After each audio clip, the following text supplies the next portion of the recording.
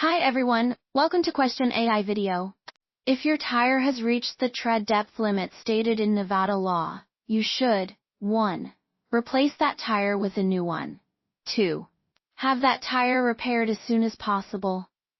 3. Rotate the tire so that tire rides on the opposite side from where it was. 4. Monitor that tire by checking the air pressure more frequently. If an officer of the law finds the car you're driving is missing a required piece of equipment, a citation will be issued to 1. You, unless you're not the owner of the car, 2. The owner. Want the full explanation? Check out the details below for the complete answer.